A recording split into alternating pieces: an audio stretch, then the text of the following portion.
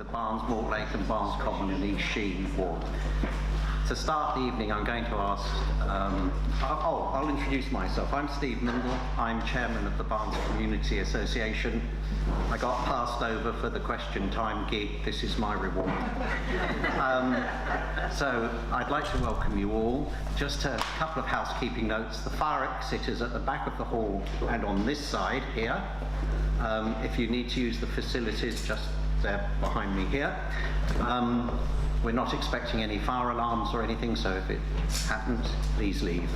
I would ask you to turn off mobile phones. I know you're all anxious to know the news, so if you have it on vibrate or silent. What uses up?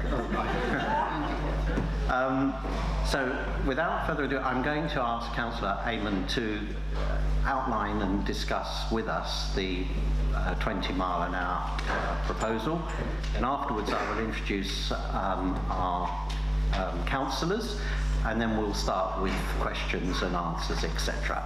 So, Councillor Eamon, over to you.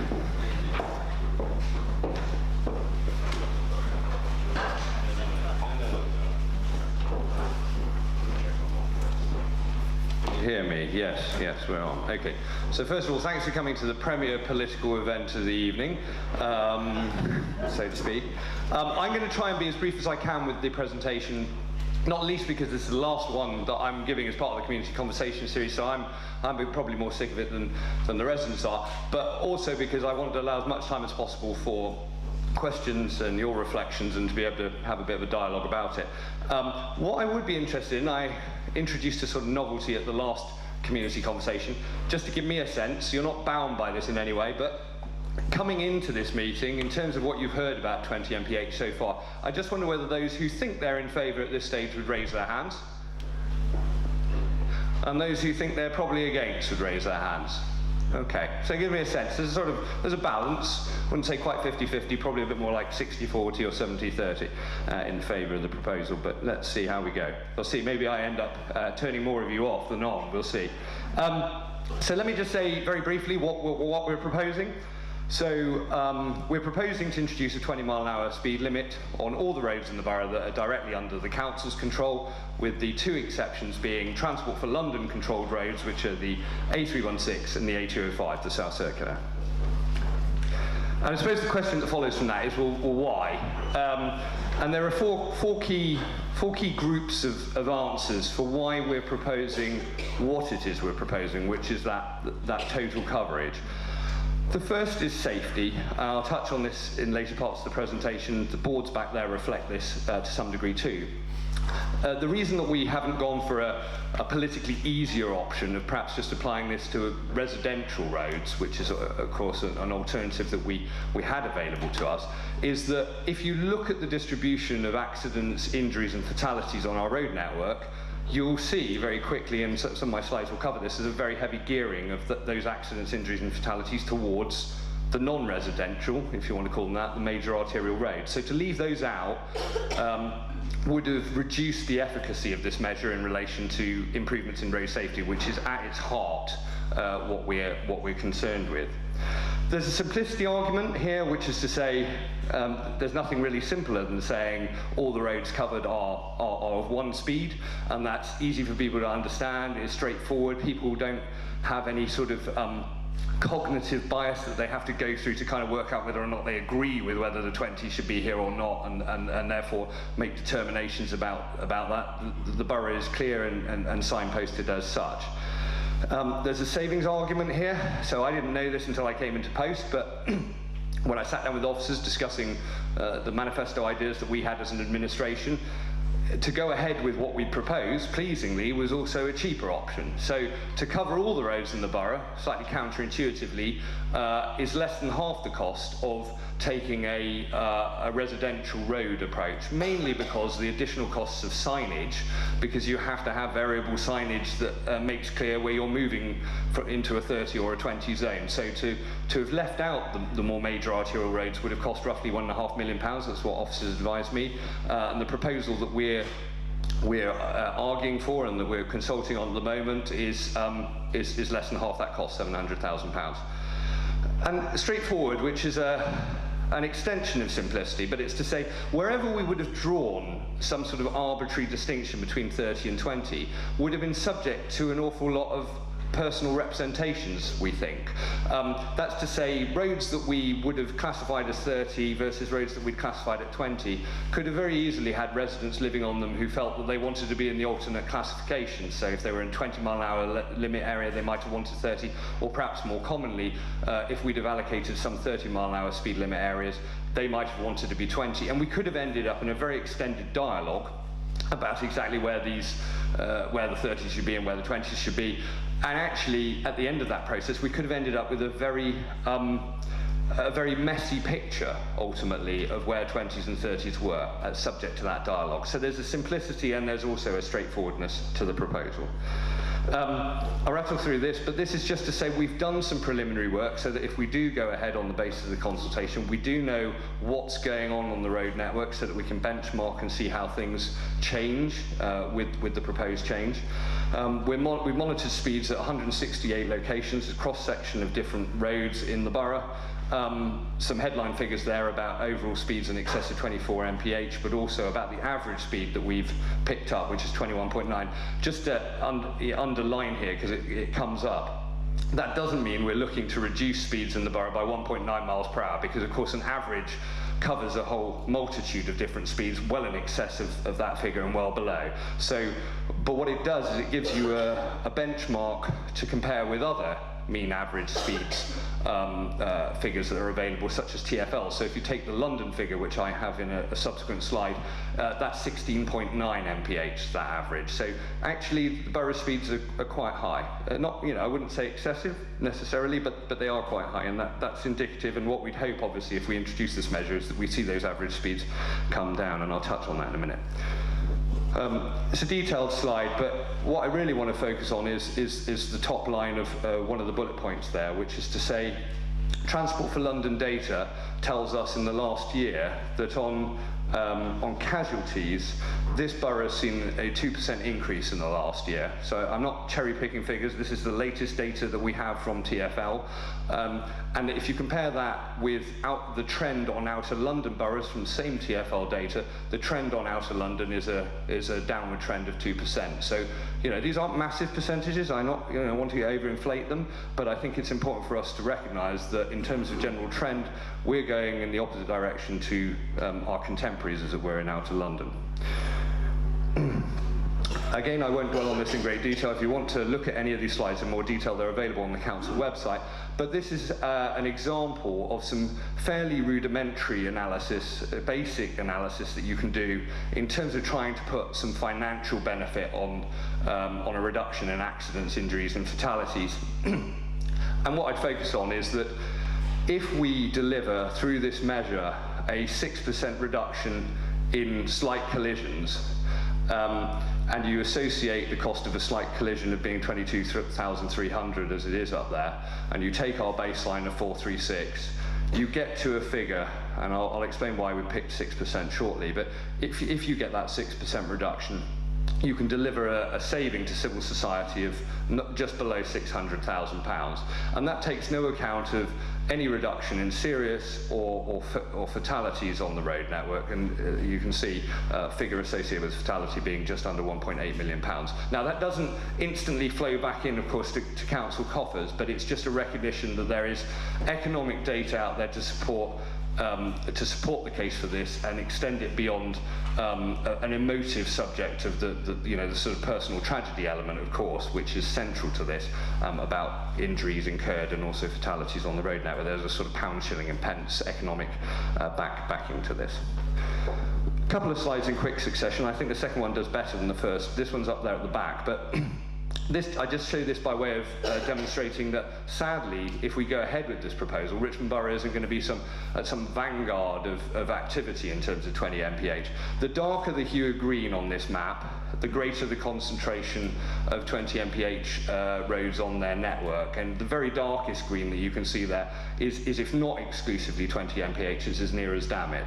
Or to put it differently, in fact, There's a slide between them, so I'll have to go back. But to put it differently, the green roads on this map are 20s, and the bluer hue roads, this is every individual road on the London network, the bluer hues are 30s. So what you can see is this is not, this is not some great bold endeavour. There's an awful lot of London that's already covered by 20 mph and doing all right, which I'll touch on in a second. So I'll just jump back. I'm not going to pick through this, but it is on the, as I say, on the website. This is just my attempt, and some questions may come up about it, but it's my attempt to just address the fact that during the course of this consultation, a Department of Transport study has come out. Some of you may be aware of that. And I think there have been some very misleading newspaper headlines relating to it that have effectively said 20 mph doesn't work. That's not the case. What the study actually showed in headline terms in relation to the analysis that they did was that there was insufficient evidence to reach a solid conclusion about its efficacy. And that it may sound like a sort of an overly nuanced position, but it is an important one. The department has not come to the view that the 20 mph doesn't work. There is insufficient evidence out there to be able to support a view. But what is in here is a number of other bullet points that come up in that same document, which is a very rounded document on the whole, beyond the overall headlines that have been associated with it, and that show in some instances like Brighton's implementation, which is actually as close a comparison as I can see that there is to what we're proposing to do, which was a blanket coverage of 20 mph. In Brighton's case, some very significant reductions in accidents, injuries and fatalities were achieved, and indeed the department had to acknowledge that, and did acknowledge that there was a very significant effect there. The other factors are there are tangible outputs in relation to 20 mph in terms of speed reductions and so on, which are cited in the report. And I think one of the things that really stood out to me when I read the report was just something about the personal element here as well. So in areas which have implemented 20 mph, when residents have been asked about whether they'd like to go back, only 12% of residents actually want to go back to 30 mph. So if 20 mph was such a hideous and non-useful endeavour, then you would think that residents would on the whole, have a greater degree of desire to return back to their previous utopian 30 mph speed limits. But I can dwell a bit more on that in questions if it comes up. So this is important because this is the kind of sanity injection in our argument as well, which is to say that this is not about 30 versus 20 being the idealistic endeavour of this administration. We don't believe everybody drives at 30 mile an hour today, and we know that if we move to 20 mph, sadly, not everybody's going to drive at 20 tomorrow. But what we do know is that in these example boroughs that have implemented it, they have a body of evidence which shows that without any changes to police enforcement levels and without physical traffic calming measures, they've seen between 1 and 2 mph average speed reductions. And some of you might think, well, 1 or 2 mile per hour, that sounds a bit feeble, feels a bit small. But as you'll see from the bullet point below, there's a causal relationship between those average speeds and the occurrence of accidents. And so the evidence shows that for every 1 mph reduction in average speeds that you achieve, there's a 5% reduction in accidents. And that's taking no account of the reduced severity of accidents when they occur, related to speed as well, because of course there's a physics element here, right? You know, the faster a vehicle's going, the greater the chance that they're going to kill or seriously injure the person on the receiving end, which I'll touch on briefly in a second. A couple of other points there. You know, these are other sort of facts that have come up during the course of officer work to explore this. You know, and it bears this point out that I was making about the physics of the element. This is Royal Society of Prevention of Accidents, an august Royal Charter organisation. You know, these are probably figures that are fairly familiar to those of us that know and care about this issue. But you know, if you're hit at 30 mph, you've got a 20% chance of a pedestrian fatality, a 1 in 5 chance, compared to a 2.5% chance at 20. And I just point out, you know, there is a graduation, of course, between the two, recognising the fact that, as I've said earlier, that we're not necessarily going to be able to achieve in all cases 20 mph. I'm not necessarily emphasising emphasising that those figures are the ones to fixate on, but what I'm saying is the slower you're going, the greater the chance of the person on the receiving end of an impact is going to get back up off the road at the end of it. There are some other factors here. Brighton saw a reduction in casualties and lower injury on cyclists at the introduction of 20 mph under the University of Westminster study there too. This one's not going to work very well unless you have magnifying glass with you or a pair of binoculars, but it's the same map that's at the back that is still relatively low resolution, but you will be able to look at in a bit more detail, and what it shows is the overall distribution of different levels of accidents, serious accidents and fatalities on our road network. And you'll see from that map, it's very visually apparent that the majority of those incidents are taking place on the more major arterial roads, which takes me back to sort of the starting point, which is why we didn't exclude those roads from this proposal. And again, that's a snapshot, slightly clearer on the screen, of part of the area around here, and you can see the concentration of the green dots along major roads primarily there. Again, this is a sort of text-heavy slide, so I'm not going to dwell on it at great length, but Bristol did more analysis in terms of the economic impact of moving to 20 mph, and to not put too fine a point on it, but these figures in the left-hand column are the number of casualties that they assessed were avoided as a result of the implementation of the 20 mph in a given year, so 4.5 fewer, half of course is a bit of a strange one, but 4.5 fewer casualties avoided, well those were actually fatalities, sorry, in that instance, in Bristol, and the overall figures associated with that rendered by Bristol's evaluation of in excess of £15 million worth of savings to civil society. So to, when we talk about stretched police resources in terms of enforcement on this, as I have done when I was talking to people at the presentation earlier, one of the things we can do to help the police a little bit is make sure that they're not having to deal so often with the aftermath of these accidents and incidents, the police and ambulance and other blue light services. So these costs do incur on public services, if not directly on the council. There are a number of other points in there about other improvements, but I'll rattle through.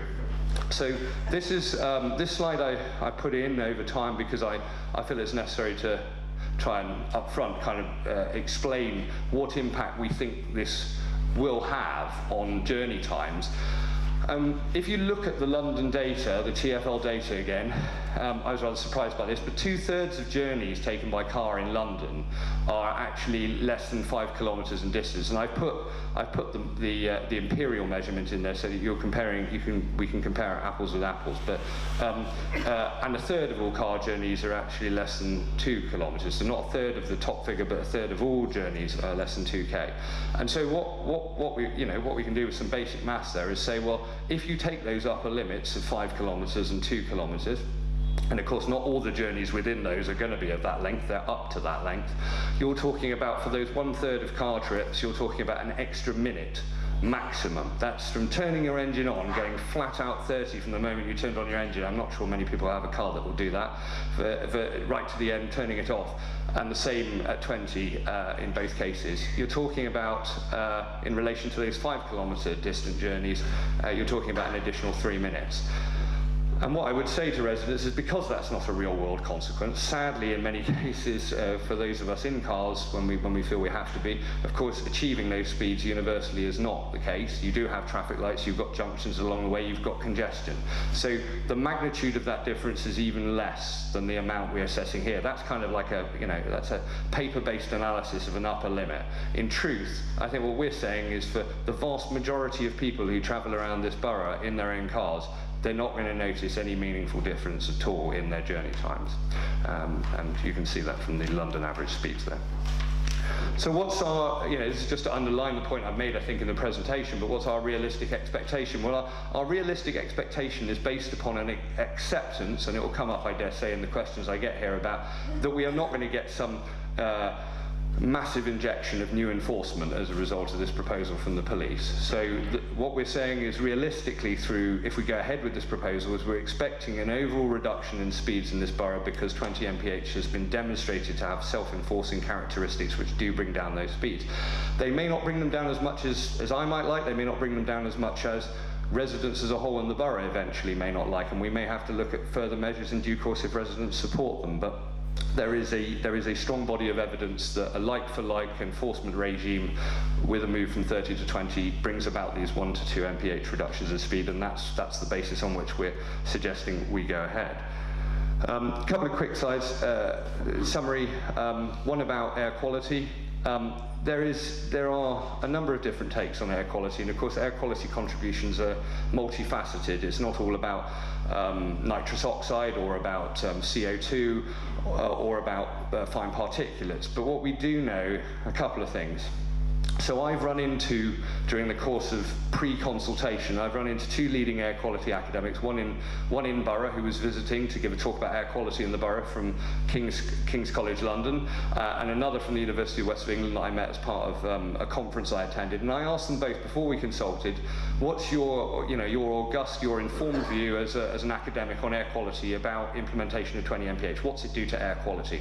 And I paraphrase, but both were consistent in saying 20 mph will have no deleterious effect, no negative effect on air quality, and it has the potential to improve air quality. And the reason for that is that things like PM2.5, PM10, the fine particulate matter that comes off of brakes and tyres, clearly the lower your speeds, the lower the amount of energy that you've got in the system when you're reducing your speed, therefore you produce less of these particulates. So in that case, I think it's fairly straightforward. Some of the tailpipe emissions elements, you can argue the toss about it somewhat, but the reality is that there is evidence out there that suggests that it shouldn't have a major impact on a number of those tailpipe emissions.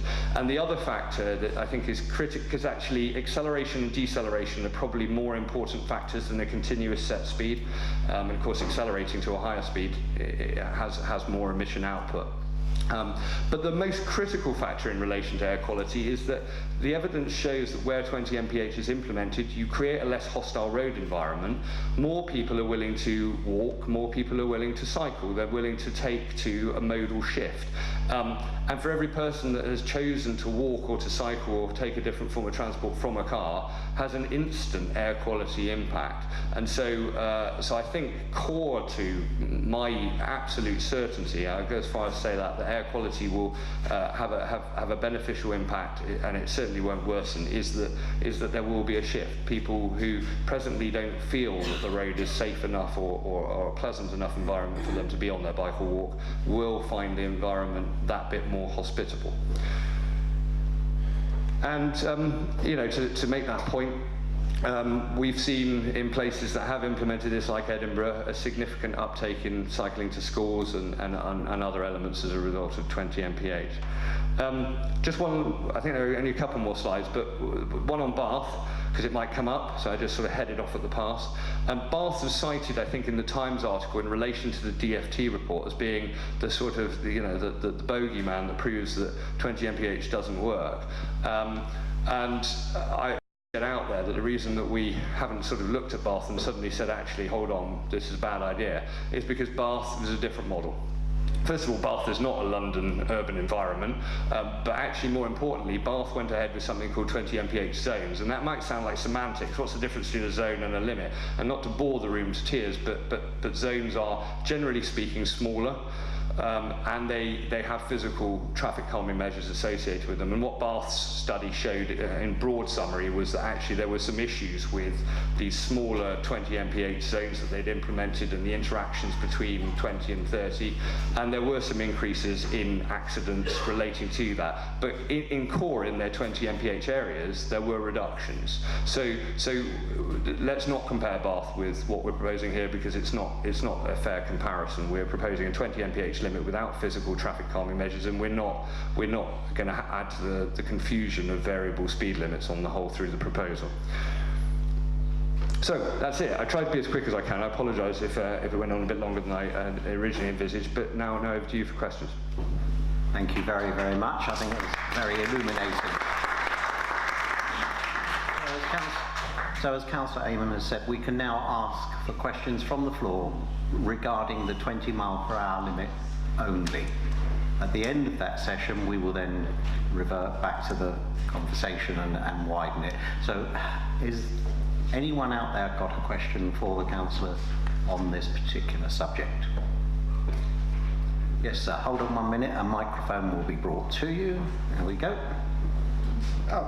Good evening, everybody. My name's Phil, and in common with most of you, I like my council tax to be spent intelligently and effectively.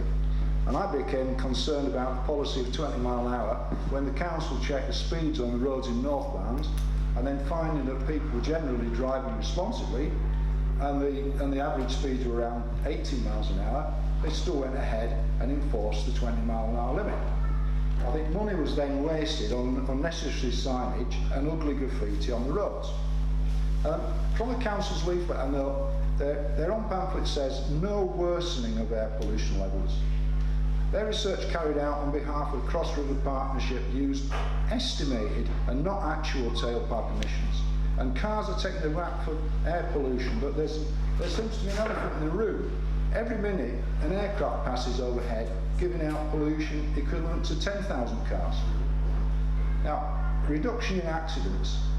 As reported in The Guardian and The Telegraph on the 23rd of November, a government report, which you referred to, on a survey carried out by Atkins Consultancy, concluded that 20 mile an hour zones were not making any difference to the number of accidents.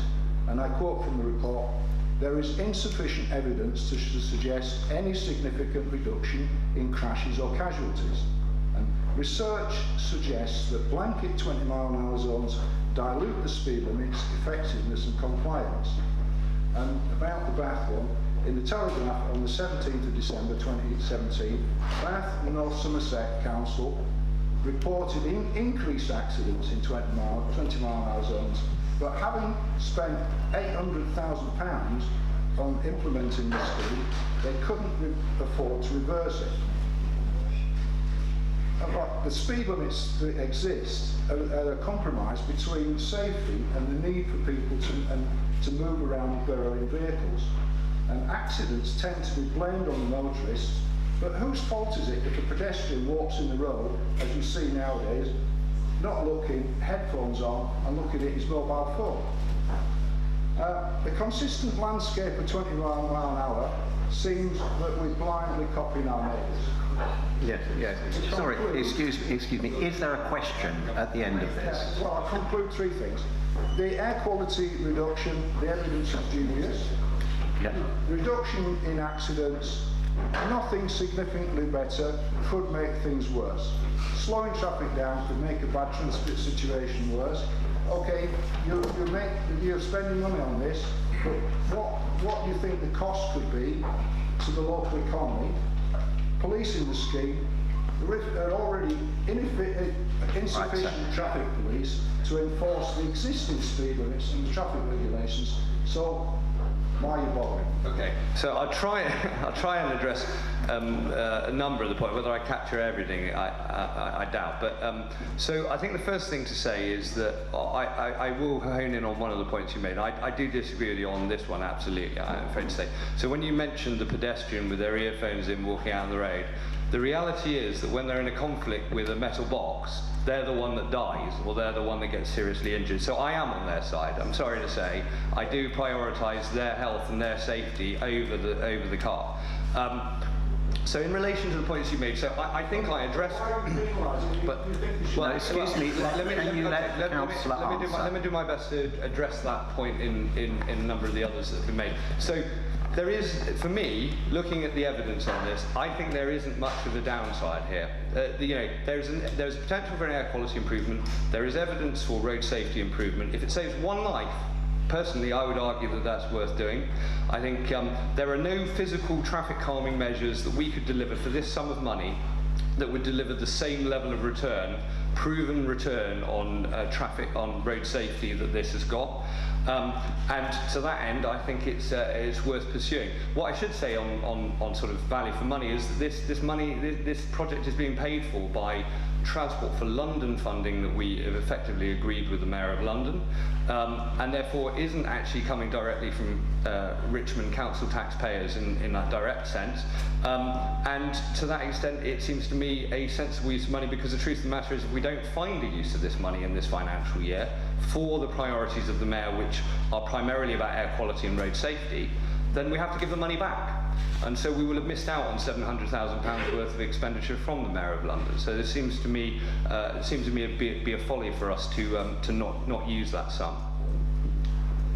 And just the last thing I say is, you cited Bath. I'm a bit disappointed you cited Bath in spite of what I showed. That it's fundamentally a different model. It's a totally different model. So I won't have our proposal sort of damaged intellectually by something that is not the same. It's a fundamentally different proposition, and actually is a very heavily politicised issue in Bath between, I hate to say it, between Conservative and Liberal Democrat administrations changing hands and taking ideologically very different positions on the matter. I'm pleased to say in this borough, all parties represented on the council and not, so Labour, Green, Conservative and Liberal Democrat, have all said that they support 20 MPH in this borough.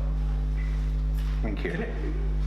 Are we allowed to jump in? You may. I'll help Can you introduce yourself, because I haven't done the introduction. Sorry, I'm Paul Hodgins. I am councillor in Barnes, and for what it's worth, I am also the group leader for the Conservative group on the council, and was council leader. Now, I just want to back up. Councillor Raymond's talked about a number of things, but let me come to the cost. I think, first of all, we do have to stress that we are having consultation, right? Yeah, of course. And we've all signed a letter to say that nothing has been decided yet, and we've got to see what the results of the consultation are coming back. And there are a range of views. People who do support the blanket 20 mile per hour, people who support it in residential areas, but not on the, let's call them the trunk road or the major roads, and people who are against it. I do want to say that I do support it. And just to give a little bit of background, we had a policy during our administration and it was the earlier stages of 20 mile per hour, of saying you can have it if you want it, and having it in certain areas. And then it got a little bit muddled after that, but essentially areas that wanted it could have it. Now in Barnes, in our Barnes ward, which is sort of the other side of Church Road, the other side of the High Street, we did have an area that wants it. So if people have been in the Madrid Road area and up to Stillingfleet, etc., there is a 20 mile per hour zone there, and we've got it in certain other areas. Now, it was, you could say it was the right policy or the right approach to begin with. But what I think became clear to me is going through that area and then coming out of it, going 30, driving over Hammersmith Bridge, back in a 20, going closer to where I live, up Priory Lane, going into Kingston. It becomes very confusing to know, am I in a 20, am I in a 30? And the development of these islands, and I certainly support Councillor Raymond, even though it seems counterintuitive, actually leads to a lot of signage and a lot of cost. So if you do it bit by bit and kind of grow it piecemeal, it's a very expensive approach. So I certainly came to the conclusion is, okay, we're at the point, we've got to decide. It's better to decide you're 20 or you're 30. But this hybrid bit is quite confusing, and it's very expensive. And there are that question of residential roads and the more major roads. And I think a lot of people intuitively would say, okay, on residential roads I can support it. On roads like Castleknock or Lonsdale or Upper Richmond Road, why do we have to limit it? I drive up Priory Lane, if people know that got turned into 20. That's Wandsworth Council. That got turned into 20. It's hard to keep to 20. So I understand that point. But you've got to think about, and it's interesting to get people's views, almost which roads do you prioritize when you think about it? Am I prioritizing the residential roads? Am I thinking about those bends on Church Road and the High Street, where I think 30, perfectly legal, is too fast going on those roads? Or am I thinking about Castleknock and Lonsdale? And there is an argument to say that yes, well, it may not be ideal for those, and Councillor Raymond talked about the safety element of it. The alternative is that you've got a lot of signage. Every in and out has to have a 20 going one way and a 30 going another way. So it is a bit of a compromise. Just wanted to explain that even though it sounds intuitive, there definitely is a cost saving if you're going to do it, to just do it in one piece and do a blanket and have. And I would add to that, because I appreciate that, Councillor Hodgins, but I think one of the other things is Wandsworth, which is one of our nearest borough neighbours, they implemented initially on only residential roads, and I think they're presently consulting now on widening that to include the roads that we're proposing we do in one shot. Whether or not, of course, that consultation finds in favour, we'll see. But I think one of the things that strikes me about that is if it costs them anywhere near what we know it would cost us to do residential, over double the cost, and then there's an additive cost of then reversing that and adding in more.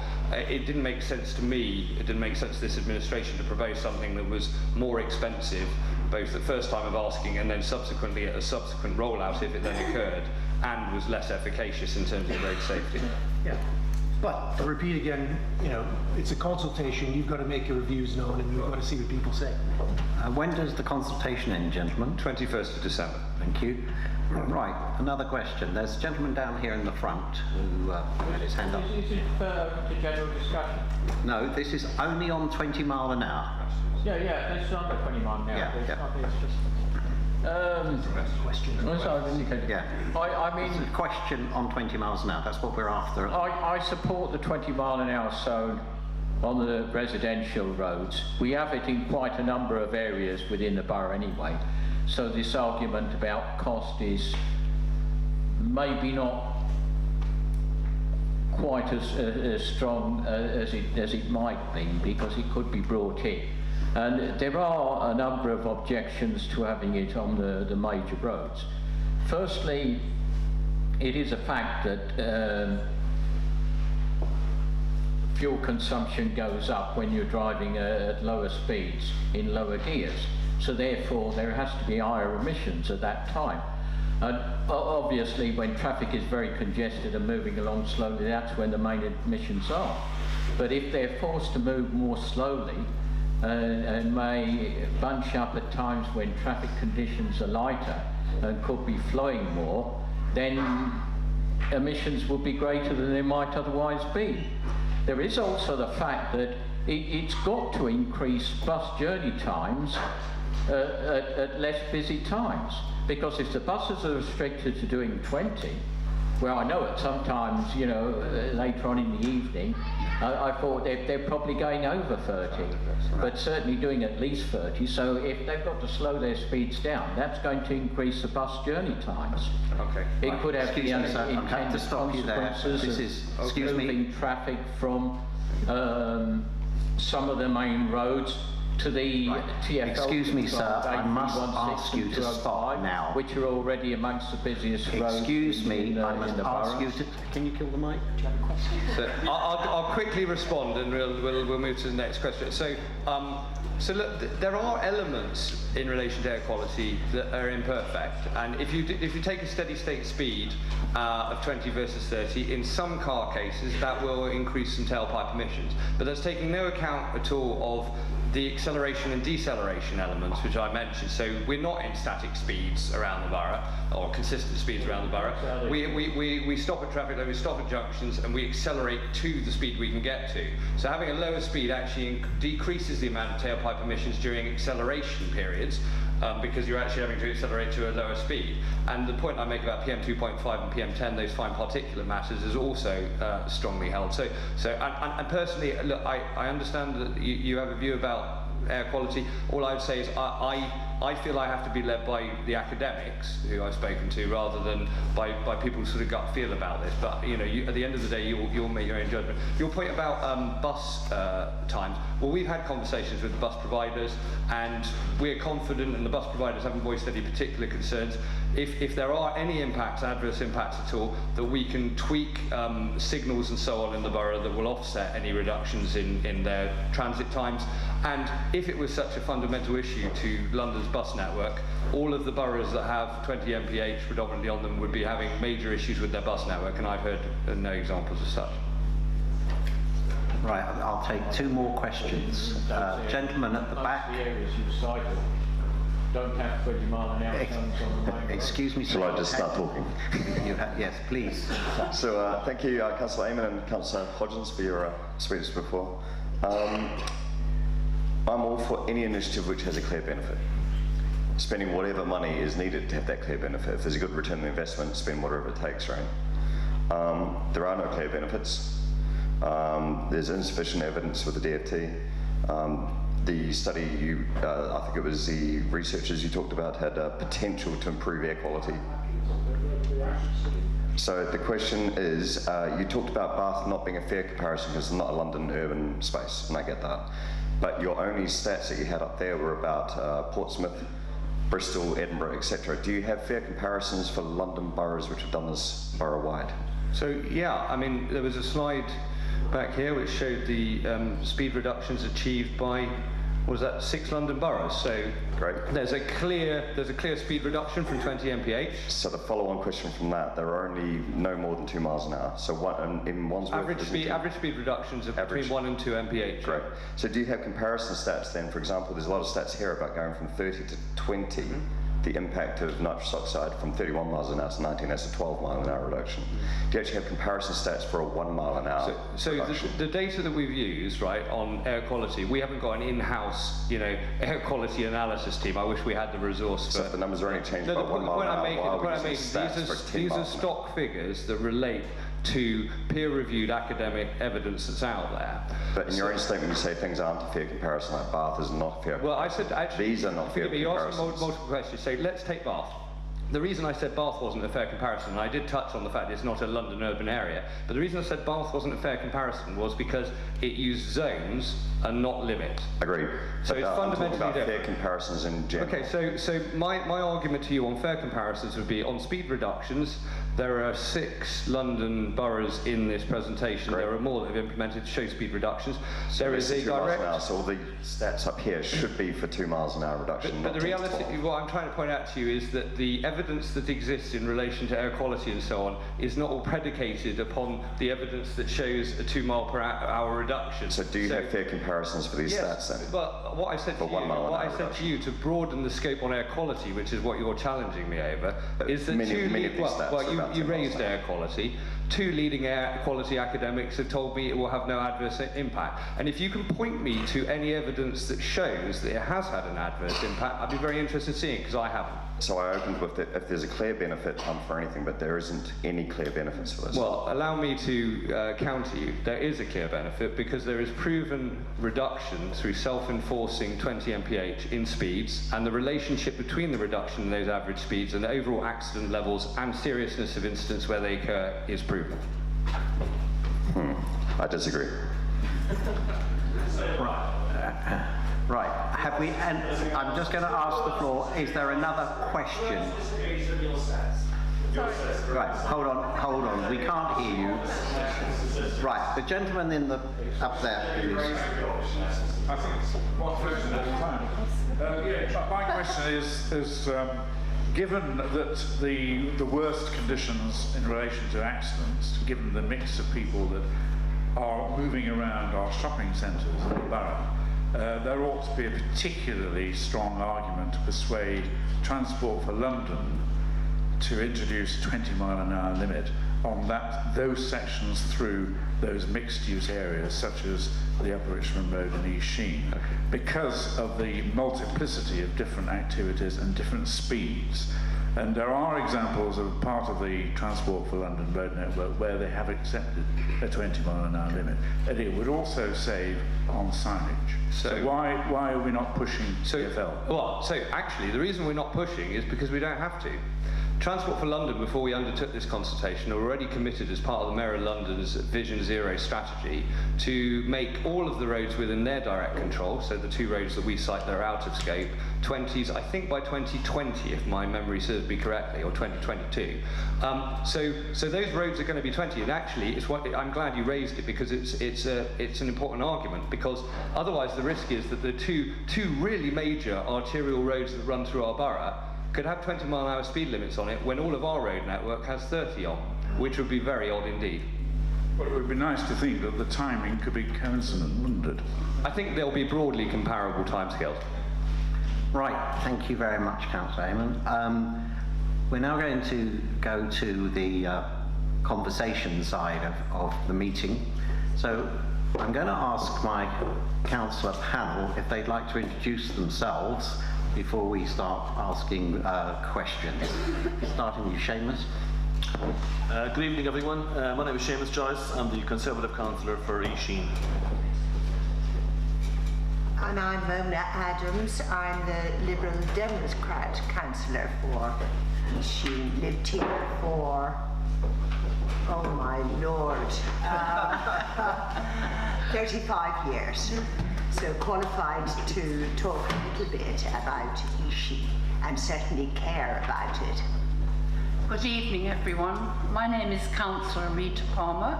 I'm a Conservative councillor for Barnes Ward.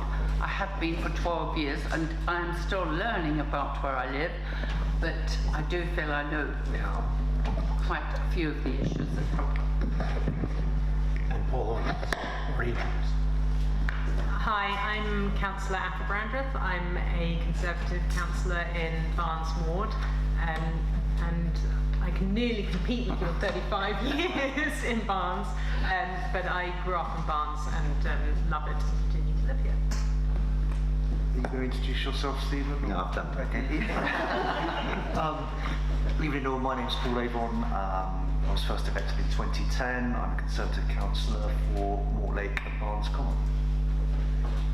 Hello, good evening. My name's Gemma Curran. I am a Conservative councillor for Mortlake and Barnes Common, first elected in 2010, and I've lived in Barnes Mortlake since 2004, so nowhere near 35 years.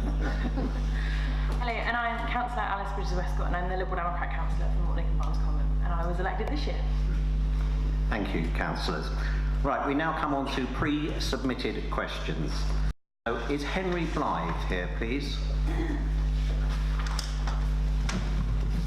Right, I will paraphrase and précis Henry's question, which is, he wants to ask Richmond Council to consider designating the Long Walk in Barnes as a shared cycle and pedestrian path, linking Putney and Barnes following the railway, and this would encourage commuters and cyclists moving between the two areas to come off the roads.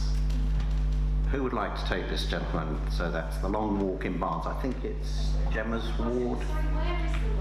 Right, the Long Walk starts outside Barnes Bridge Station. If you come out of the station, turn hard left, or come down off the platform and turn left, the up train from Waterloo to Barnes Bridge. There's an alleyway, and that is known as the Long Walk, and it goes right the way down and then along. Comes out an archway, I think. Comes out, yeah, archway. That path. Okay. Okay, apparently I am taking this question. So I'm not completely convinced. I know that there's a lot of pathways around Barnes and Mortlake which are cyclists are not meant to cycle on, but do. And I know that a few years ago I had some meetings with some residents who lived along Beverley Path, and I actually met some residents who live along there this evening who requested that this was enforced because cyclists went down at high speeds, shall we say, and they're very narrow roads. So I'm not sure if Long Walk is one of those paths or not. It may actually be one because it is slightly wider that cyclists use and are allowed to use, or it might be one that cyclists use and they're not really meant to use. I think the issue that we have with all these footpaths is that if we stop, I think it's like everything, let's try and be nice to each other, but sometimes it doesn't work. But I think the issue is with the footpaths is some of them around the area are very narrow and some are a lot wider and would welcome a shared use. But I guess the issue would be that it would become confusing, and if it becomes confusing, then do we find that people zip along much narrower footpaths? I think it's something maybe we could take back to council and discuss. This question does say that it's not used very regularly, but as someone who uses Barnes Bridge Station quite regularly, it can become very, very busy every 15 minutes or so when the trains arrive or leave. So I guess again becomes a problem of how busy it is for pedestrians at certain times. It's not very well lit either, which could be another issue. But Okay, thank we'll you. take it back, is the answer. Thank you. Is Vernon Burgess here, please? No? Right, so I will raise Vernon's question. He wants to know if we can, if the council can have a meaningful conversation with Richmond Park Academy concerning school children dropping drinks, bottles, cans, cake bags in the road as soon as the product has been consumed. Invariably, this is in the same part of the road every day. The question does go on, but it is basically, can we talk to Richmond Park Academy? I'll go first, and I think Mona would like to add a few points onto it as well. I visited Richmond Park Academy actually on 2 occasions, and I'm very impressed with the how clean it is around the grounds, especially inside the grounds. I think Paul has done a fantastic job as the head teacher there. Richmond Park Academy, for the first year in a very long time, will have a full attendance in the 2019 start in September. So that's a credit to Paul, and I think the local community are putting faith now into Richmond Park Academy as a quality secondary school for local pupils. I think if Paul was aware of this issue with litter, I'm quite confident Paul would address this quite sternly, and I can assure the person that asked the question I will be following this up, and I've no doubt my colleague Mona will also be following this up with Paul, and this is better dealt with the school downwards first of all. Thank you. Mona, do you have any comments? A little bit concerned about the meaningful conversation. I'm not quite sure what that means, and it's a pity that Mr. Burgess wasn't here, and then I could have asked him, because it raises the question that perhaps a conversation has taken place with the school which he considers not to be meaningful. So I would love to discuss that with him. But just to say, he also mentions something about the children being out at lunchtime. Now, as far as I'm aware, once the children are in school, they're in school. They do not come out at lunchtime. They are on the campus from the start of the school day to the end of the school day. But I will also, as Seamus says, raise this question with the head teacher, because I know without a doubt that if he knew there was litter happening in the local area which was being put down to the irresponsibility of his students, he'd be on it like a shot. Thank you, Mona. Anne McKee? Yes. Anne.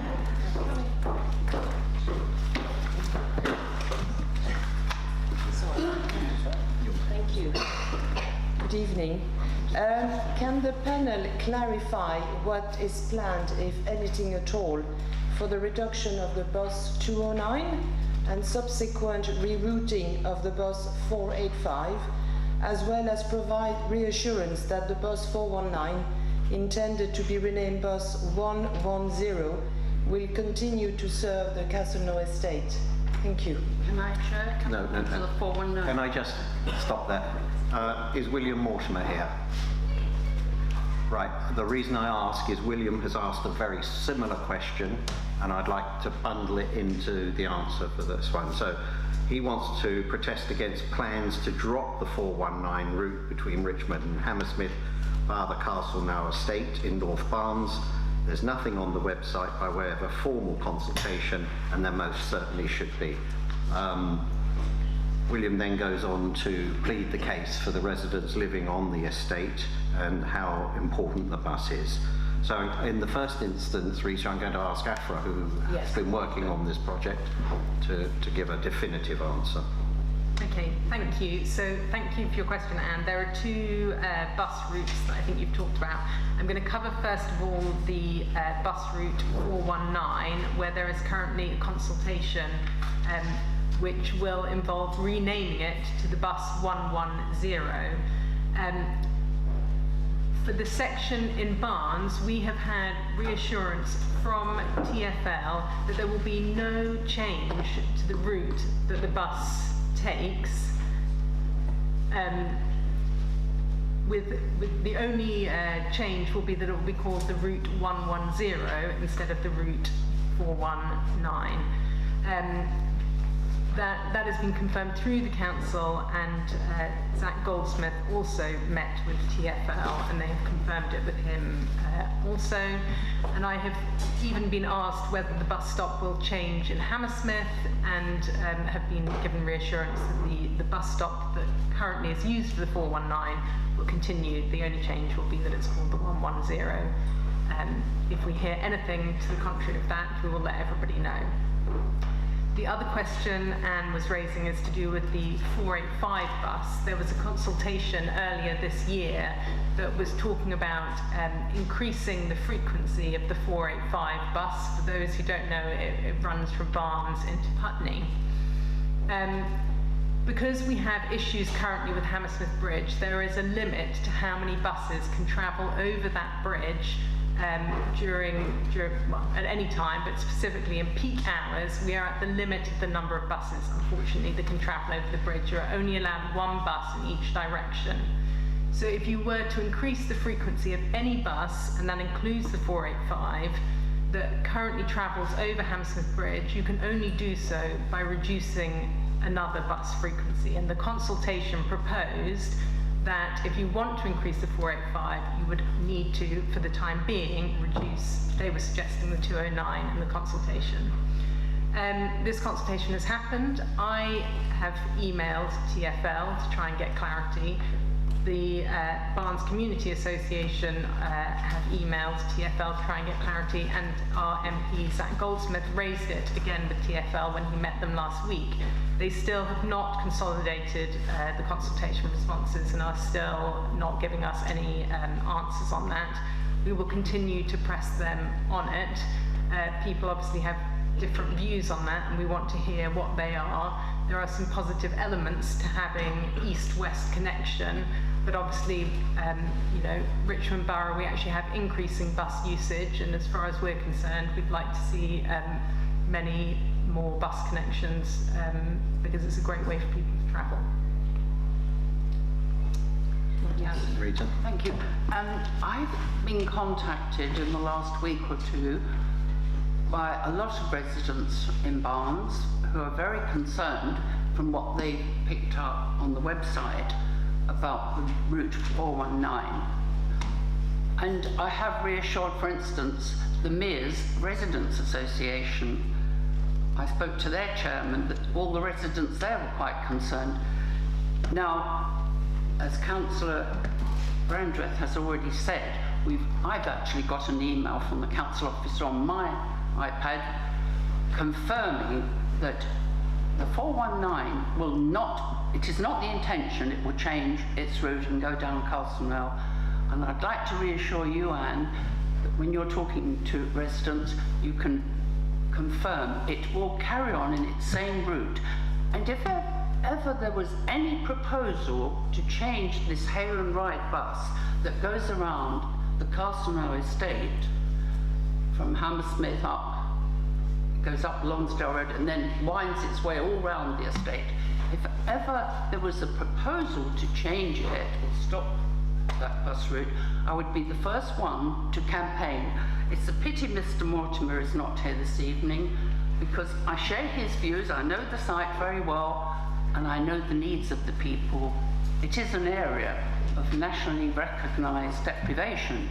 People there don't all have cars, they rely on the buses. So I'd be the first one to campaign to keep it, but it will be, as far as I've been assured, it's going to stay the same. Thank you very much, Rita. It is a subject that does cause some consternation, and on the subject of buses, I'm going to ask, is Richard Robinson here? I'm not doing very well tonight. All right, I'll paraphrase Richard. So it is a bus. This really is not for our council. This is, I think, for TfL or the buses. Access to Kew Gardens from East Sheen is difficult with parking problems. We please need a bus route from Sheen to Kew Gardens and Kew Village. Now, I think there are buses that go up there, but not direct, no. I think if our councillors would take that on board and take it to TfL at the next discussion and see what can be done. But I very much doubt it. Yes, sorry. Yes, please. I think there's a broad point here, which is you're right to say these are Transport for London matters.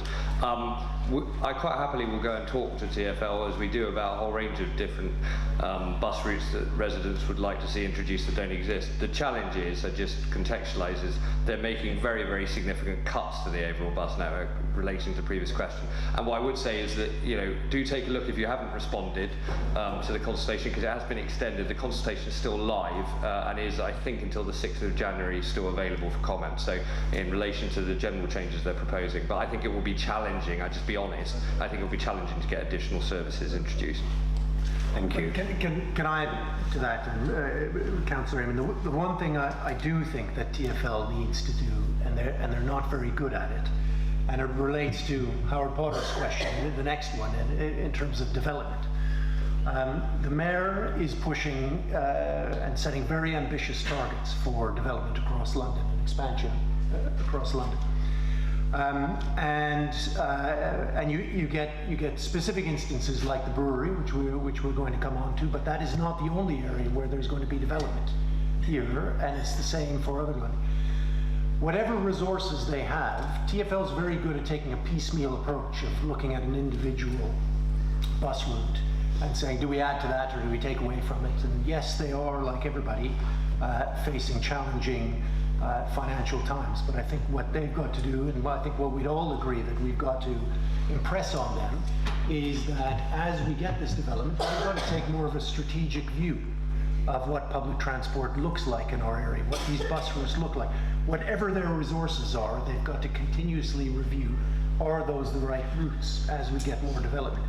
So it may not just be a question of do we add more to what we've already got, but is the current configuration of what we have, is that the best use of resources? And I think that's the way we've got to approach it. That's right. I'd just like to add to that. TfL, they also are for turning, because they removed a bus shelter on Lower Mortlake Road, and because of a petition by 300 local concerned residents, they've agreed now to put the bus shelter back. So it is worth petitioning, if you are losing your services, petition, and they do change their minds, and that's an example of them changing their minds down to local pressure. Thank you. On bus services, hold on 1 minute, sir, if we can get a microphone to you. Thank you. On the question of bus services, I think the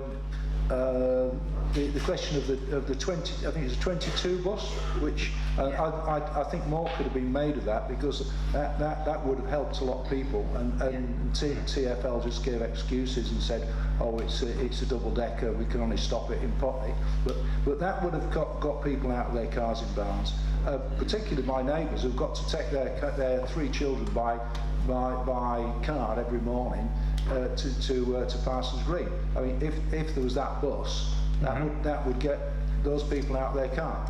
Yes, thank you. I think that could be pushed again, especially now Hammersmith Bridge is going to be closed. Well, you see, you're reading my mind. We have not given up on wanting to bring the 22 bus to Barnes. We continue to keep up the pressure on TfL. We are pressing them for a meeting in January. We won't just be talking about the 22, we'll be talking about some of the other issues that have been raised tonight. But there is an issue with east-west bus connectivity, and even when Hammersmith Bridge does close, we are going to have to look at how people who aren't able to walk over the bridge are able to get over the river, and we do still feel that the 22 is an option they should consider, even if it's just on a temporary basis, extending to give people the options so they can go over Putney Bridge. So I agree with you, and we have not given up the fight, and perseverance will pay. Right, thank you. So, is Howard Potter here? Yes, he is. He is? Oh, hello, Howard. Oh, yes, there you are. Okay. An interrelated question here, following on from the discussion on transport. I would say that it's a good time to press TfL very hard because they're considering redirecting investment from central London to further out, and because of the growth circumstances that are occurring. So it is a good time, certainly not to give up on pushing TfL for better services, including the 22. So my question is, given the regular traffic gridlock occurring in the area, why is the council happy to sanction the proposal to widen the local approach to Chalkers Corner, which would increase traffic flow for all time through the local roads of Mortlake High Street and the Lower Richmond Road, and incidentally Barnes Terrace as well? So why is that? And why is the council actively promoting a major new secondary school on the greenest part of the Stag Brewery site, which is the star site in the whole borough at this point in time? Why is it doing that when it knows that such a school would add hugely to the traffic generation to and from the site at the peak time and create yet more serious safety risks at the Sheen level crossing?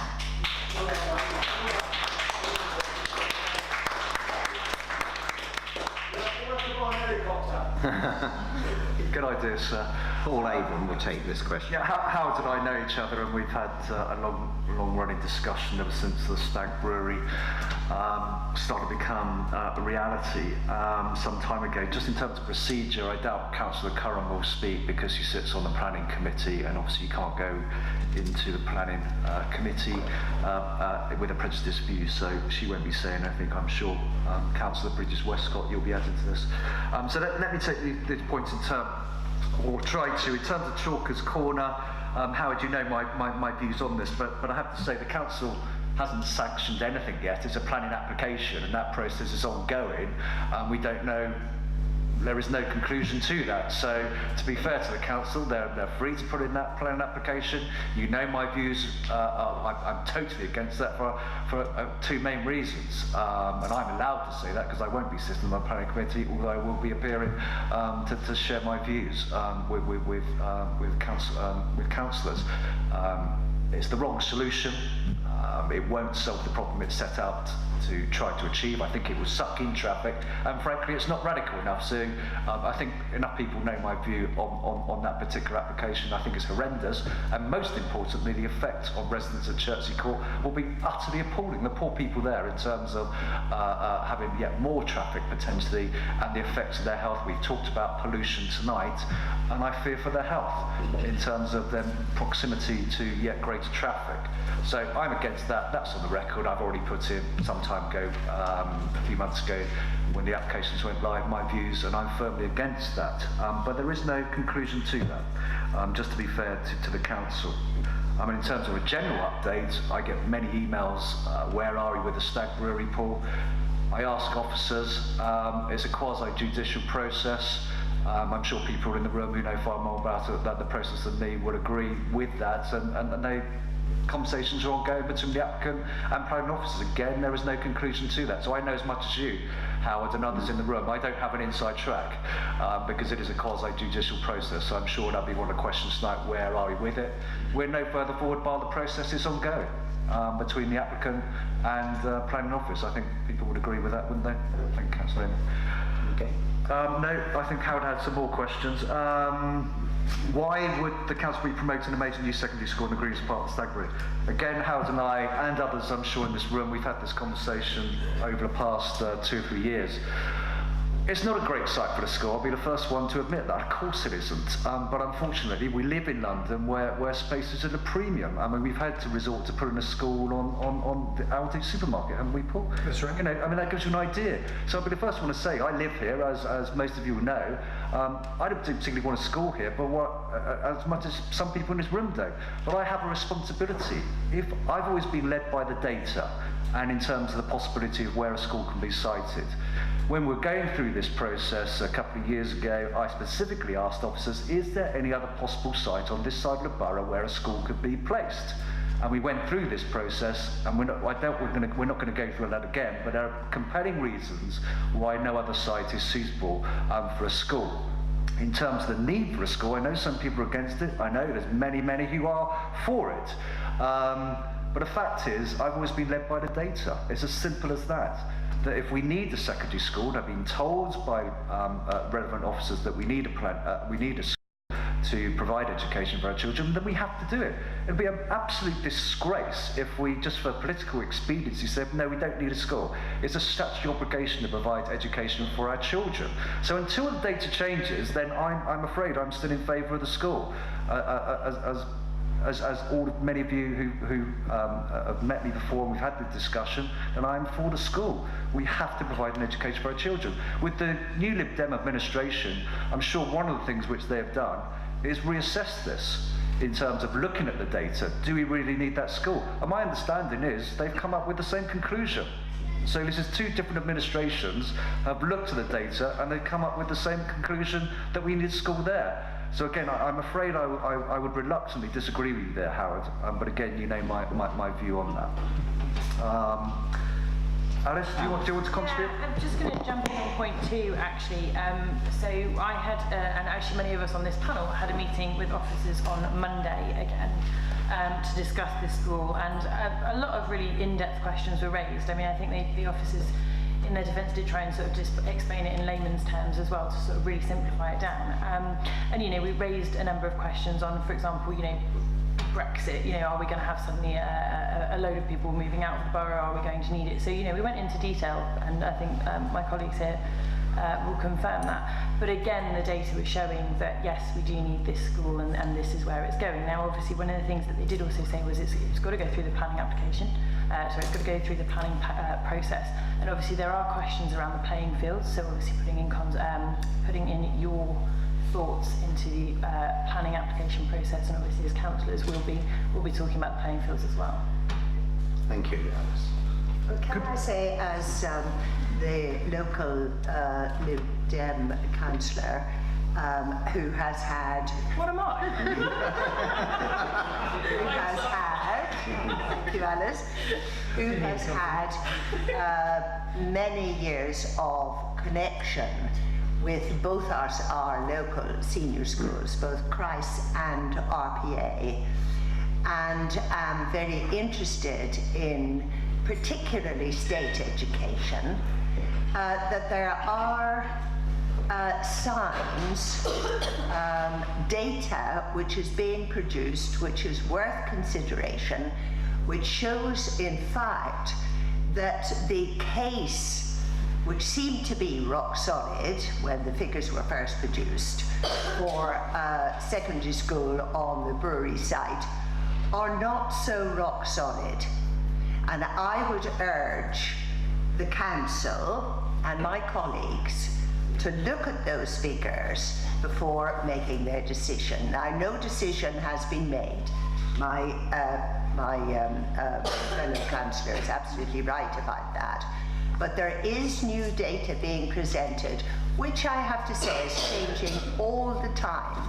And any future discussions, I would urge, should incorporate those new figures. Thank you. Alice. Thank you. It might be worth potentially bringing in the council leader, who is at the back of the room, who has spoken at this. He's here, so you know, let's ask him. You're going to come to the front, Gareth. We'll find, you've got a microphone. His fabulous Christmas jumper. Yeah, thanks for this. Yeah, I mean, we are taking into account the council's official figures. Yes, there are other data sets out there.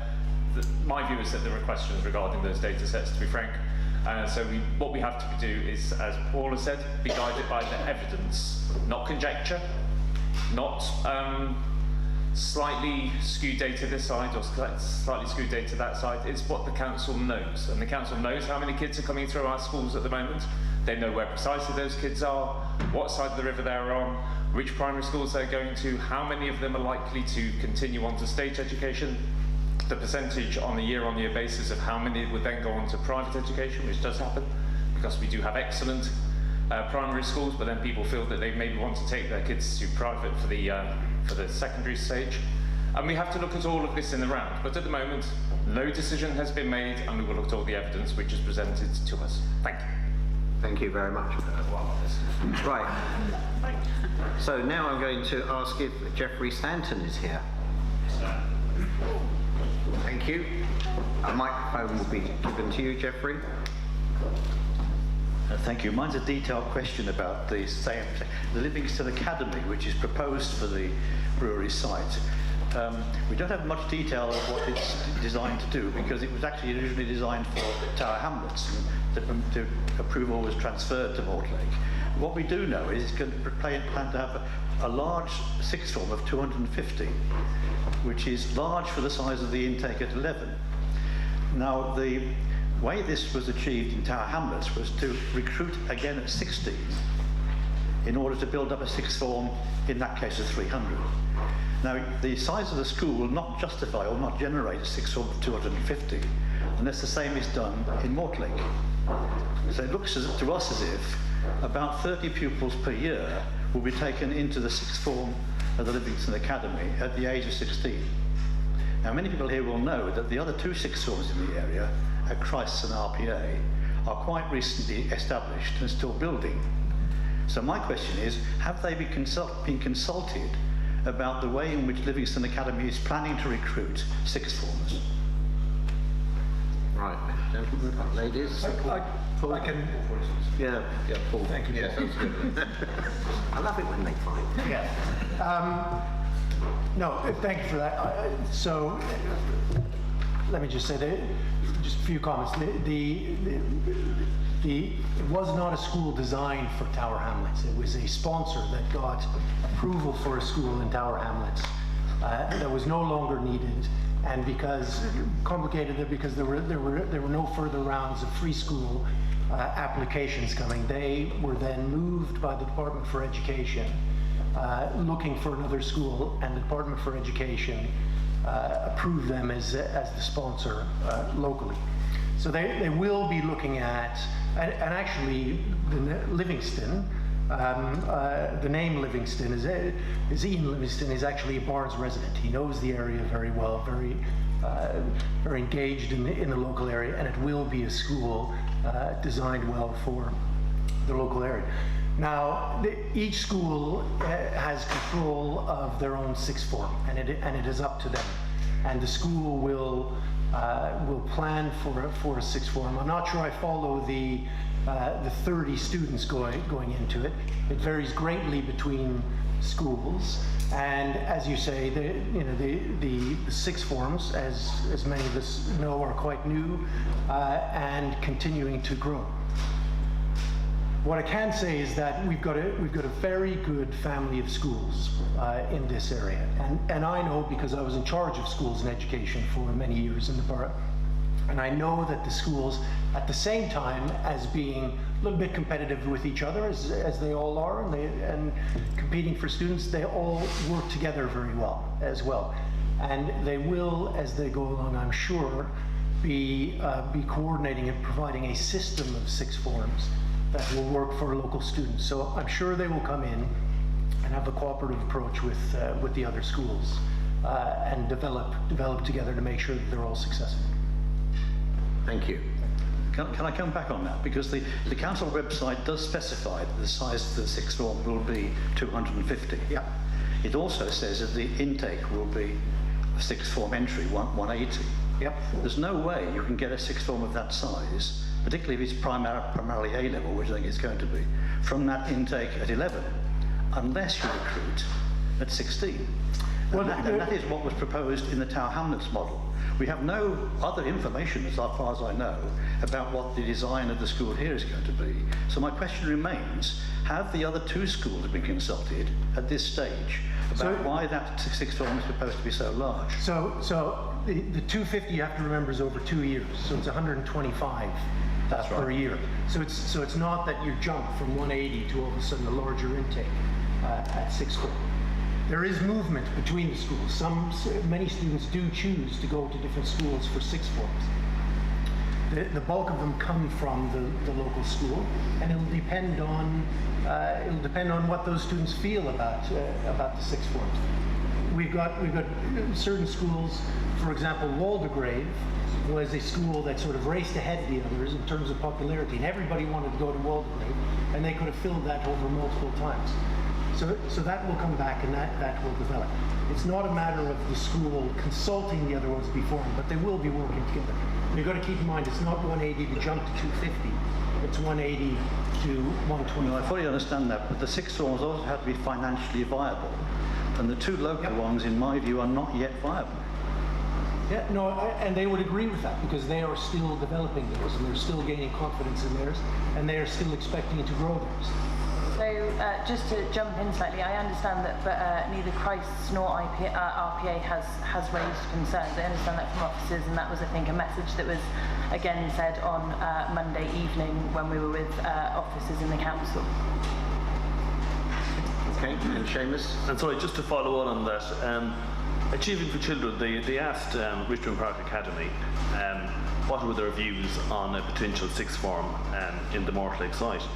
And I quote, they said, the head teacher Paul said, competition is healthy. So. Right. We've got another question just on the same topic. Yes, and just to let everyone know, the noise is the heating. Working. It's very cold. Hi there. Could you tell us about the possibility for the rival bid, the Cromwell School, please? Can I ask you to repeat the question? Yes, I'm keen to know about the rival bid for Cromwell School instead of Livingston Academy, which I know a lot of parents around here are quite keen on. Yes. So the state of it is it's not up to the council. It's up to the Department for Education. And frankly, I don't see any route to be able to introduce another sponsor into that school at the moment. There were other locally interested groups that would have liked to have applied for it, but because there's no upcoming free school application, and because the council was given very clear indications that there's limited money for new schools, and Richmond was not likely to get approval for another one, I don't see a path to open it up to further applications.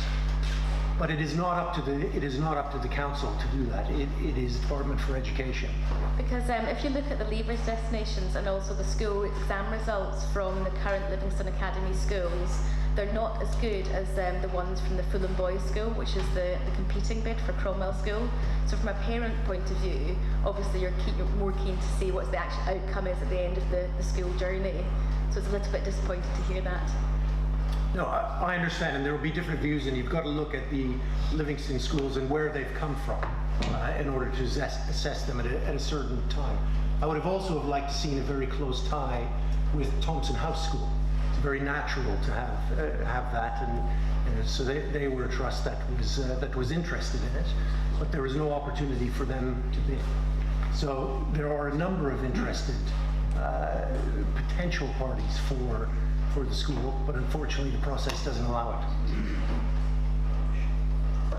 I mean, I know you're not going to like that, but that is the reality, and it's not up to the council.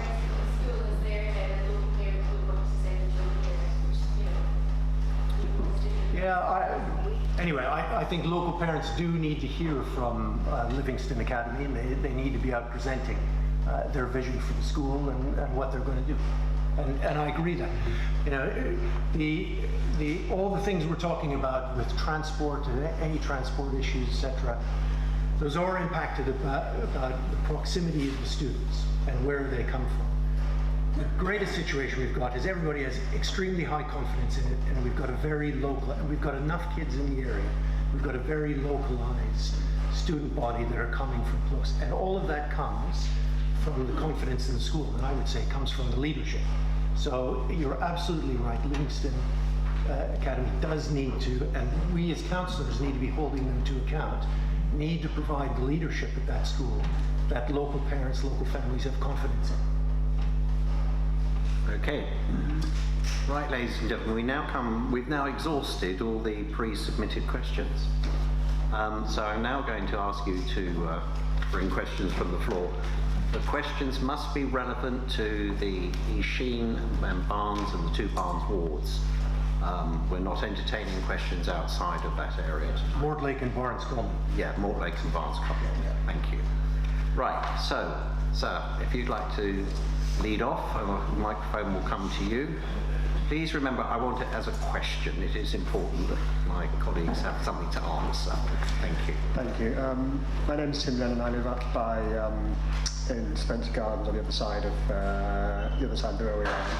And what I wanted to ask about is related to the brewery again, but it's kind of following up on the question around transport, because all of the plans and the designs that we've seen so far basically are predicated on there being a lot of motor traffic in the area and there being more motor traffic being created by the new development. And my concern is that I have yet to see from either of the administrations that we've had in the last few years any plans which say we would like to actually build things in the area which would genuinely encourage people to do more walking and cycling. Because if you're going to build a 1,200 person secondary school, then it would probably be a very good idea if we could persuade the kids to cycle there. But you're not going to be able to persuade kids to cycle there, or parents to let their children cycle there, if you've got grim roads like Chalkers Corner and the roads that lead into them. So my question is, why is there not a substantial plan in the area which says this is how we really want to make walking and cycling better, so that people, for example, if they're losing bus services, or when bus services are moving and they're moving more slowly, that they have other options than simply saying, oh, I need to drive there. Who'd like to take that? I've got a little bit. Okay, let's take a So obviously, given there's going to be a school, I believe, and correct me if I'm wrong, there will have to be a travel plan in place for the school as well, to try and ensure that actually, and this is, I know, certainly on overview and scrutiny and things like that, we've been looking at travel plans, but given the fact it would be new coming in, it would be, the travel plan I think would be much sort of more under our control to a certain extent, in the sense that we'd be able to monitor it far easier because we're starting from scratch.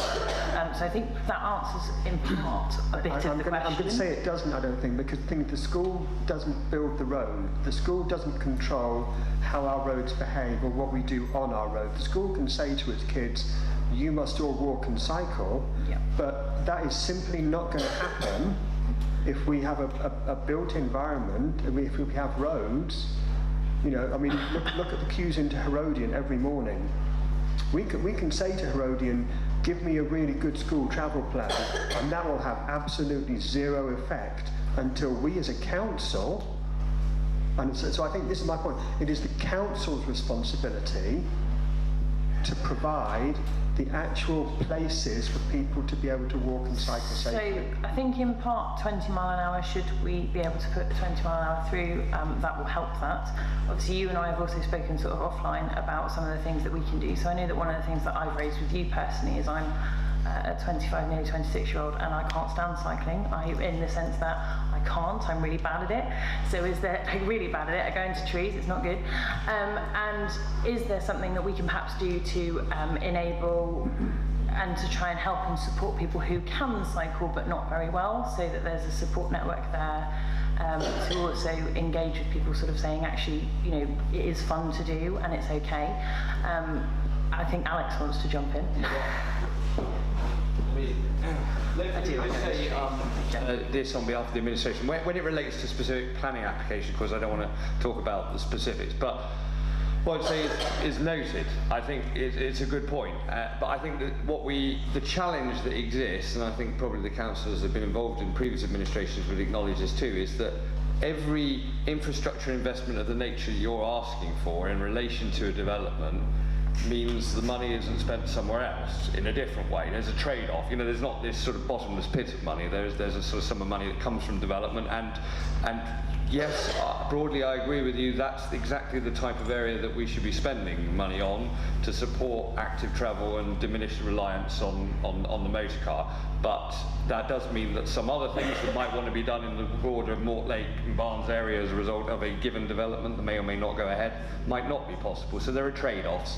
But I'll take it away and we'll see whether we can develop more clear strategies for the type of public transport infrastructure and active travel infrastructure that should be in place to support those types of developments.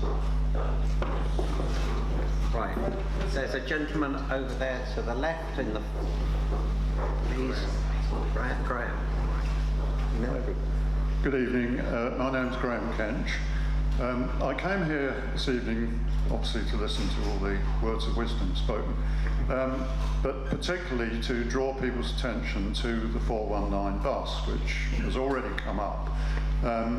But what I'm concerned about is the fact that although we've been reassured that it will continue on the existing route, the whole point about the changes, and it's on the TfL website under changes to bus services in Richmond, Twickenham and Whitton, some of which are related. It doesn't mention Hammersmith, and it doesn't mention Hounslow either, which obviously Whitton is in. But the important aspect is that the two services will be merged, the 419 and the 110. The 110 currently runs from Twickenham to Hounslow via West Middlesex Hospital. The intention is to change the route from Richmond so that the 110, as it will now be called, will run on to Whitton, including going along the Chertsey Road, which will make a much longer route of it. And also, it won't go to West Middlesex Hospital. Now, the people I've spoken to seem to be totally unaware of this fact, and the consultation originally was intended to have closed yesterday, but looking at the website again yesterday to get my comments in time, I noticed that it's now been extended to the 6th of January. But the effect on the 419 of extending the route will mean that what is already a fairly unreliable service, it's supposed to run to a timetable every 15 minutes on most of the time, because of the problems, the congestion at Hammersmith Broadway, Hammersmith Bridge. We have a question, so I'm terribly sorry. Yeah, the question is, are people aware of this? And the fact that the consultation has been extended, will the council, it's been very badly publicised. There's been nothing on the buses, nothing on the bus stops. In short, talk to the TfL in order to make sure that people are aware of these changes and get the opportunity to comment. Very often the bus is turned round because of congestion. Can I just respond to you there? 'Cause Yeah, sure. It's a really good point that the extension of the route by merging it with the 110 will make it a longer route, and you have expressed a view that others have expressed that there could be risks of increased delays to the buses. I would encourage you to respond to the consultation. It sounds like you have, and anybody who's approached me with that comment, I have done so similarly, and then we will have to see the outcome of the consultation. But I think we do have to, even though Richmond Borough is one of only 2 boroughs in London with increasing bus use, we do have to accept that TfL are cutting services, and so we need to be clever about how we respond to this, because there are things that we need to fight for, and the 419 section of this bus as it is currently isn't going to be changing. There is the issue that you have raised. So I think we just need to also balance that with the fact that some savings are clearly going to need to be made by TfL, and we want to make sure that we're prioritising the bits that we need to. As we've said, we absolutely do not want to see any changes to the 419 route or any decreases in frequency, but there does not appear to be any suggestion of that happening at the moment. And of course, we must all encourage people to respond to the consultation. Chair, can I make a Yes, certainly, Rita. In talking about the proposed secondary school on the Stag site, it raised with me the issue, as it has with lots of residents, the traffic that might be generated. But I countered this argument at our meeting on Monday that I attended with other councillors, because I said there's the greatest need. I'm a governor at Lowther School in Barnes, and the greatest need for a secondary school is their school. They need somewhere to go. It's not an environment where they have a choice that, say, most of the parents that live there do not have the choice to send their children to private education. They mostly need state education. So the 419 bus could be a vital link for taking those children at the age of 11 to the Stag site if it does become a secondary school for them. And it's vital, I think, at this stage, we do all we can to preserve that bus route and look into it. At the moment, you have to wait a quarter of an hour. It's a 15-minute service. I don't know how often it might be delayed. If it means it's going to have the possibility of greater delays, I think at this stage, when planning to put a secondary school there, we don't want children having to walk, because it's a bit of a long walk, I think, and maybe a bit of a risky walk, and cycling's the same. So if we want them to go on the bus, we must make sure the service that goes from Castleknow Estate stays the same and has a regular sort of timetable, not affected by delays. I mean, that's all in the planning that has to go on. Can I just add on that? Excuse me, sir, you need a microphone. Sorry.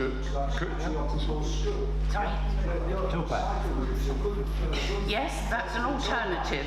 The developers should be discouraged from taking the ground for the towpath at the brewery site, because that will make the towpath there, which goes all the way from North Barnes down to that school, could be an excellent cycle route, albeit somewhat muddy in places. But the brewery, the developers of the brewery site should be discouraged from making a gravel the towpath down by the shed. Yes, but I know that the 419 is a vital link for the estate, whether it be to get to schools or to go over to Hammersmith for shopping. So I think here and now we should all be aware we want to make sure we keep that route. But, sorry, could I just add on that because of the congestion at the Hammersmith end and also at Richmond, often the buses coming from Hammersmith at peak periods, particularly in the evening, because they're running so far behind schedule, they get to the Sheen Lane Mortlake station stop and everyone's turfed off into no man's land where there's no other bus. The bus turns around at any roundabout and goes back to Hammersmith. I mean, obviously, extending it all the way is going to cause no end of problems. But they won't be able to turn around, turn around. They've got to go all the way to Whitton. Well, no, let's turn around. Yes, that might change because of that. Gentleman there. Actually, I'm going to pass the mic to my neighbour who wants to ask this question. Good evening, councillors. I just want to speak to you in respect of the current experimental thing of the band turn into Palmerston Sheengate Gardens and Observatory Road from Sheen Lane and Christchurch Road. This has had a huge impact on Coval Road, being the nearest road to the Clifford Avenue junction. We've suffered enormously with pollution, noise, road rage, damage to vehicles, amongst other things. It's presenting a huge problem at the junction of Coval Road with Temple Sheen Road, which is a large area used by children walking to Sheen Mount School. It's a matter of time before an accident happens there. Basically, I feel that the consultation of this experimental order was brought about only using a couple of roads, and why was this not presented to the wider residents to involve the roads that have taken the impact of this order? I know it's going to be monitored in due course. I'd like to know when it's going to be monitored and how. No, sorry, if you I'll follow you up, Yeah, sorry, forgive me for being up again, but I'm aware of this one. This one's under my my area as well. So, my understanding of the history with this is that Palmerston Road petitioned the council before this administration came into place, asking for specifically for these band turns, and to that and it had support of the MP for the area, Zach Goldsmith, and there was a lot of pressure applied for this very specific solution. So it wasn't a case that we felt as a council we were in a position to look at all options. There was a specific solution to the problem that Palmerston Road expressed a preference for, and we have looked to deliver that on a temporary basis to see what the implications are. And as part of our thinking and as part of the engagement that's gone on, we did in fact, and speaking to ward councillors as well, we did in fact take in some additional roads from Palmerston Road because we could see direct consequence. The challenge with this type of approach in general is that while you end up smoothing traffic, you end up, there is displacement. The reality is it can turn into a bit of a never-ending game of whack-a-mole, because you end up just having to take the scheme on more and more and more and more and more roads, such to the point that actually it undermines the credibility of the scheme overall. So we had to take a judgment as part of the process of design about which roads we'd include and which roads we wouldn't extend to, and that was, as I say, that was an engagement with ward councillors, and the approach we took is the one that's in operation at the moment. It's temporary. We have got traffic monitoring in place. We're doing it over a period of time. I can't give you the exact time that we will specifically review, but we have to leave it a long enough time to allow for a credible data set, so it will be sometime next year, and then we will take a judgment, and that includes all options from this scheme's working and it's working well, through to we may need to adjust it and include or exclude some additional roads, or we bin the entire thing and we have to look at some different propositions. But the challenge, I would just say, is for all that I totally understand and I respect and acknowledge the concerns that you've expressed, and I'm aware of them from the roads that you mentioned. I've got an equal number of inbox that say from the roads that have got these turning restrictions have a great deal of support and encouragement for the fact it has fundamentally transformed their roads. So I've got a challenge as a cabinet member, and we'll have to look at it objectively about where the impact has been felt and whether in fact the roads concerned that might receive some additional traffic flows are receiving disproportionate traffic flows, or whether it's whether there's any element of perception as opposed to reality. We have to look at the data. We have to be driven by the data. But while I sympathise with Palmerston Road, because that's always been a bottleneck and a problem, especially at the bottom of Temple Sheen Road, I find it rather ridiculous that in actual fact you've made 3 consecutive roads off of the rat run from the park, all flowing the same way. Therefore you're forcing all the traffic either to the bottom of Sheen Lane or consequently to Temple Sheen and straight down Coval Road. So the reason for that... One more thing. Since the council blocked off Temple Sheen Road, Coval Road has always suffered with heavy traffic going to Clifford Avenue, as we are the closest road to that junction, and consequently this has had a double whammy on it all. So the reason that we collectively took the approach that we did is because it had to be a balance, as I say, between not including every road almost in the entire complex of roads such that it undermined the system, but that we took due account of what we thought were going to be the most direct and potentially most damaging consequences. And the reality is, in my view, and this is taking the advice of the transport officers we had, if we hadn't included the roads that we did in this scheme, there would have been a much more direct impact. There would have been, people would have just stopped using Palmerston and would have started using the roads because they're so nearby that the behaviour would have just shifted. What we recognise is that the further you shift that behaviour, you end up getting a greater distribution. Now, I appreciate the points you made, nonetheless, about the fact that it is having.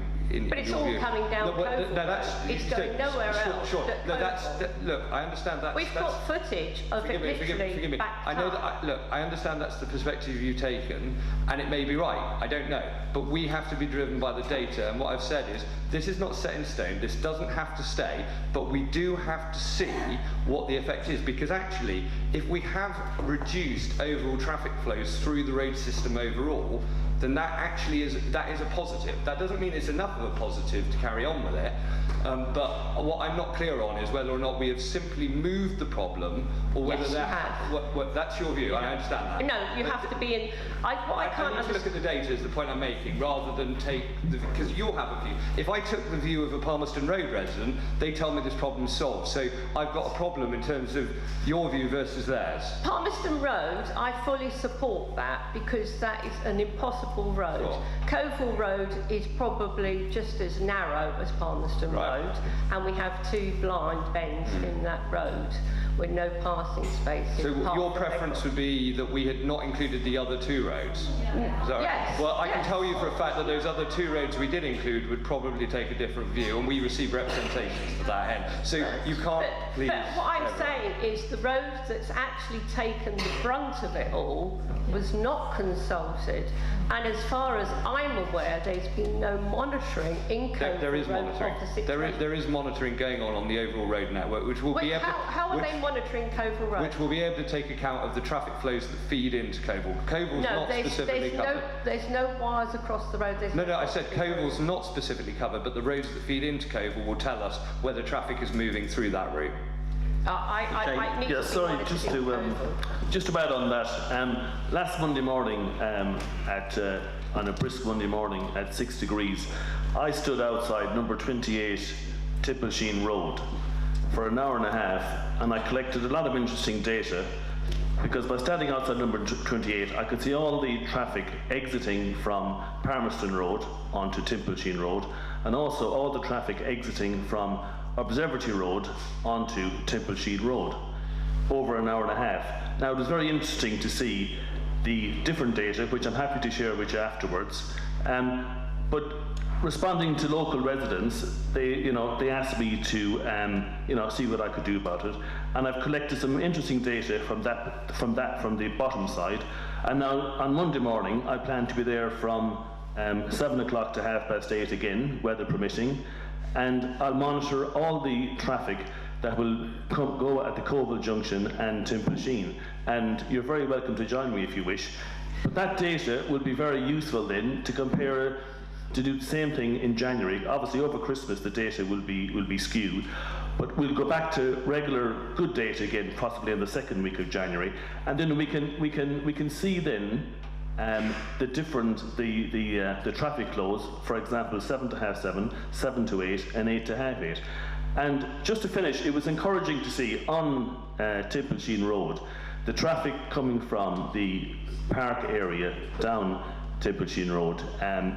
There was a couple of pinch points, but there was an average about maybe 20 cars going down. It was encouraging to see a total of 30 pupils walking to school that passed me, and a total of about 11 cyclists, which is encouraging. So if you bear with me, I look forward to sharing the data I did last Monday, next Monday, and then I'll go back to the two sites again by the end of January, and I'm sure my learned good friend Alexander will be very keen to look at that data as well. Thank you. We'll look at it with everything we've got. I think if I could just say actually that it's very important in a scheme like this not to be guided by opinion, but to concentrate on data, on evidence. And what this scheme will do can't please everybody. Old Church has said you cannot please all of the people all of the time. But what it will do will be produce evidence, outcomes, and on that evidence and those outcomes, the council will judge what is the next step. It's very important to underline that this is not set in stone. There are no decisions being made now, but there will be decisions made when the evidence tells us that decisions are necessary. Sorry, I'm just a resident of Palmerston Road, and I just wanted to respond. I feel sorry for you on Coval Road, but I can assure you it's probably nothing like what's happening on Palmerston Road on an average day. So, because it was horrific and has been going on for 20 years. It's not a new thing on Palmerston. And we also got particularly hit because we were actually, with the advent of Waze and Google Maps, people were actively put down our road, and that's really why the anti-left-hand turn was brought in. It wasn't actually to stop local residents or anything else, it was to prevent some of the GPS systems that were actively using Palmerston as a diversion. I don't know if that is what's happening on Coval. It's probably worth finding out if it is using from the park to down Coval, because I think that's a point, but we have seen a dramatic decrease. It certainly hasn't got rid of the problem. We still have problems on Palmerston. We still regularly have people getting backed up on Palmerston, but it has improved significantly what it is. But it's not to spread the traffic anywhere else. I think Sheen Lane is probably taking the vast brunt of that traffic that's gone away from Palmerston.